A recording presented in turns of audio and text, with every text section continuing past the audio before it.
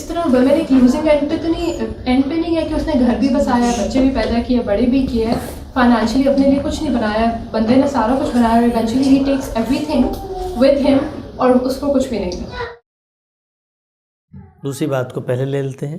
یہ جو مغرب کے اندر ہوتا ہے وہ یہ ہے کہ زندگی کے اندر جب آپ کوئی پراپرٹی پہلا گھر لے رہے ہیں تو اس میں آپ ریاست نے فیصلہ کر دیا ہے کہ جو آپ کی شریک حیات ہے وہ برابر کی حیثیت سے اس میں شریک ہو جائے گی۔ تو یہ تو دنیا کا معاملہ ہے اور یہ بڑی اچھی چیز ہے، بڑی مستحسن چیز ہے۔ اس کا تعلق وراثت کی تقسیم سے نہیں ہے، زندگی میں یہ معاملہ ہو جاتا ہے اور انہوں نے اس کو لازم کر دیا۔ کیوں لازم کیا ہے؟ کیونکہ ہم یہ دیکھتے ہیں کہ اختلاف ہوتی ہے سوسائٹی میں۔ جب شوہر دنیا سے رخصت ہو جائے یا شوہر طلاق دے دے تو پھر وہ عورت جس نے اپنی پوری زندگی اس گھر کے لیے دی ہے وہ بے آسرا اور بے سائبان کھڑی ہوتی ہے۔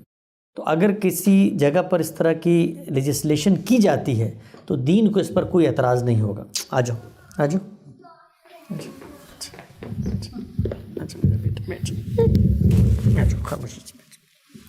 تو دین کو کوئی اعتراض اس پہ نہیں ہوگا۔ زندگی کے اندر جو ہے وہ یہ معاملہ کیا جا سکتا ہے۔ ہم یہ تجویز کرتے ہیں مسلمانوں کو کہ جب آپ اپنی وصیت لکھیں تو آپ کو یہ حق ہے کہ آپ اس کو مشروط کر دیں۔ مثلا خود ہمارے استادوں نے، ہمارے بزرگوں نے جو وصیت لکھی اس میں لکھا کہ بیگم کے رخصت ہونے کے بعد اس پر عمل درآمد ہوگا، یا جو گھر ہے اس کی تقسیم اس وقت ہوگی کہ جب بیوی چاہے گی۔ تو یہ آپ کر سکتے ہیں اس لیے کہ حق تلفی کو آپ روکتے ہیں، ورنہ عام طور پہ کیا ہوتا ہے، والد صاحب رخصت ہوئے، اب بیگم پیچھے موجود ہیں، بچوں کی خواہش ہوتی ہے گھر بکے اور ماں بیچاری در بدر بھٹک رہی ہوتی ہے۔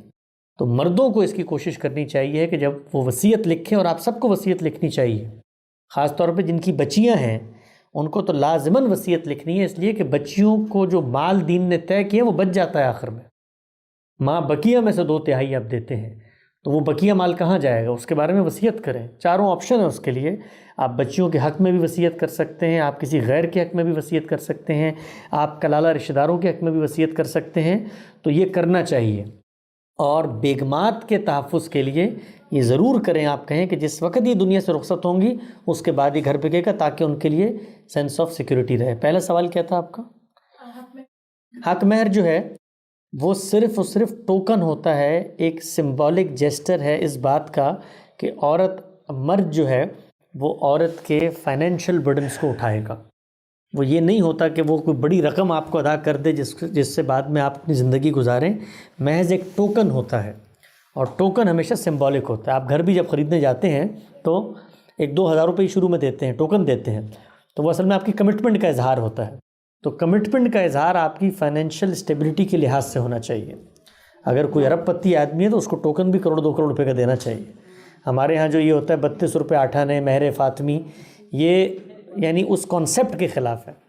اس زمانے میں یہ ٹوکن ہوتا تھا، اور جو دینے والا ہے اس کی فائنینشیل اسٹیبلٹی اتنی ہوتی تھی۔ آج کے زمانے میں آپ کو اس لحاظ سے ٹوکن دینا ہے۔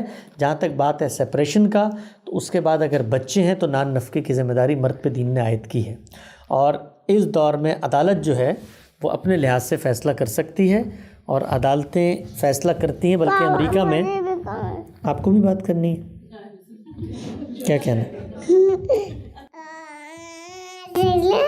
6 little ducks تو خاتمہ کرتے ہیں، وہ یہ ہے کہ ریاست اگر چاہے تو وہ پابندی عائد کر سکتی ہے۔